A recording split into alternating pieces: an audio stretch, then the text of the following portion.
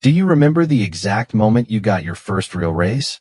Maybe you went from making $50,000 a year to $65,000, or you finally broke that magical six-figure mark. You celebrated. You felt rich. You thought, finally, I'm going to get ahead. I can finally start investing and stop stressing about bills. But let me ask you a brutal question. Look at your bank account right now. 6 months after that raise, a year after that promotion, do you actually have any more money saved? Or does your account balance look exactly the same as it did when you were making $20,000 less? If you feel like you're making more money than ever, but you're somehow still broke, you are not crazy. You are a victim of the silent wealth killer of our generation. It's an invisible force that is mathematically designed to keep you on the hamster wheel until you die. Welcome to Everyday Net Worth. Today, we're exposing lifestyle creep, and I'm going to show you the 50% rule that is the only proven mathematical way to escape it. Let's dive in. Think about your life 3 years ago. You survived on less money. You were fine. But then, you got a bump in pay. What happened? You didn't buy a yacht. You didn't buy a mansion. You just started buying the slightly nicer coffee. You moved to an apartment with slightly nicer countertops. You upgraded your car because, hey, I deserve something reliable. You added 3 more streaming subscriptions. You started taking Ubers instead of the subway. Individually, none of these decisions are bad. But collectively, they are a financial death sentence. Every single time your income went up, your baseline for normal went up with it. This is the feast or famine trap's sneaky cousin. It's called the hedonic treadmill. No matter how fast you run or how much more you earn, you stay in the exact same spot financially. You just sweat more. Let's slow down and look at the psychology here. Why does this happen to almost everyone? It comes down to a principle known as Parkinson's law. The law states that work expands so as to fill the time available for its completion. Well, in finance, Parkinson's law translates to expenses expand to exactly meet your income. If you make $4,000 a month, you will unconsciously find a way to spend $4,000 a month. If you make $10,000 a month, your brain will creatively invent $10,000 worth of necessities. Let's introduce you to Sarah. Sarah is 28. She just got promoted to senior project manager. Her salary jumped from $70,000 to $95,000 a year. That is a massive $25,000 raise. After taxes, that's about $1,400 extra in her pocket every single month. Her logical brain says, I'm going to put that $1,400 straight into an S&P 500 index fund. But her emotional brain? Her emotional brain is exhausted. It says, I worked 60-hour weeks for this promotion. I deserve a reward. So, Sarah upgrades her apartment. That's an extra $500 a month. She leases a nicer SUV. That's another $400 a month. She starts eating out at nicer places and buying organic groceries. There goes another $300. She starts getting her nails done twice a month instead of once. Within 90 days, that extra $1,400 is completely spoken for.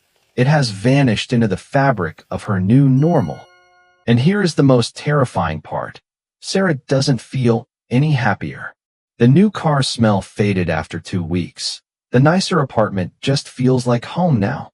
The thrill is gone, but the monthly payments are permanent. She has increased her stress, increased her overhead, and her net worth is entirely flat. She is trapped at a higher altitude. If she loses her job tomorrow, she has a much bigger cliff to fall off. Let's go deeper. Why did Sarah feel the need to upgrade everything? It's the status tax. We touched on this before, but lifestyle creep is heavily weaponized by modern marketing. Society trains us to signal our success through consumption. When you get a new job title, there's immense social pressure to look the part. If you're a director, you can't be seen driving a 10-year-old Honda Civic, right? What would the neighbors think? The irony is that the people you are trying to impress are also drowning in debt, trying to impress you. When you upgrade your lifestyle to match your income, You are taking the money you traded your life energy for and giving it straight back to corporations. You are voluntarily remaining an indentured servant to your paycheck. Wealth is not the car you drive. Wealth is the car you could buy, but chose not to. Wealth is the money you haven't spent yet. It's the invisible options. Every time you let your lifestyle creep up to meet your income, you are assassinating your future self's freedom. So, how do you fix it? You can't just swear off all nice things forever. Deprivation doesn't work. You'll eventually snap and buy a Porsche.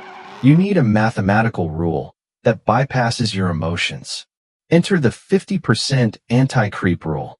This is the wealth-building secret that self-made millionaires use to capture their income jumps. Here is how it works. Every time you get a raise, a bonus, or an unexpected windfall, you are allowed to spend exactly 50% of the new money on upgrading your lifestyle. But the other 50%?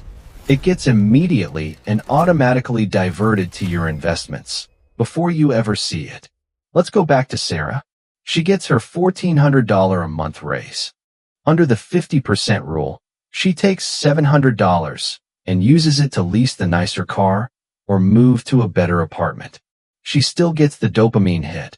She still gets the reward for her hard work. Her life genuinely improves. But the remaining $700 goes instantly into her brokerage account. Over the next 20 years, assuming a conservative 8% return, that $700 a month grows into over $400,000. She gets to live a better life today, and she buys back years of her retirement tomorrow. You don't have to live like a monk. You just have to build a dam that catches half the water before it flows out of your life. But you have to start right now. Every month you delay, you are losing compound interest. Every time you sign a new lease or take out a new loan, you are locking in future expenses that will rob you of your choices. Your income is your most powerful wealth-building tool, but only if you actually keep some of it. Stop acting rich. Start actually getting wealthy. Take a hard look at your bank statement tonight. Find the silent leaks. Cancel the subscriptions. Downgrade the car if you have to. Lower your baseline. Because the ultimate luxury isn't a designer bag or a fancy zip code. The ultimate luxury is walking into a room, knowing you don't need the money, and having the absolute freedom to walk away. We all fall for lifestyle creep at some point. It's human nature. I want to hear from you. What was the one dumb lifestyle upgrade you made when you started making more money that you completely regret today? Let me know in the comments below. Let's learn from each other's mistakes. If this video opened your eyes, hit the like button and subscribe to Everyday Net Worth. We're building real wealth, one mathematical truth at a time. Until next time, keep your expenses low and your net worth growing.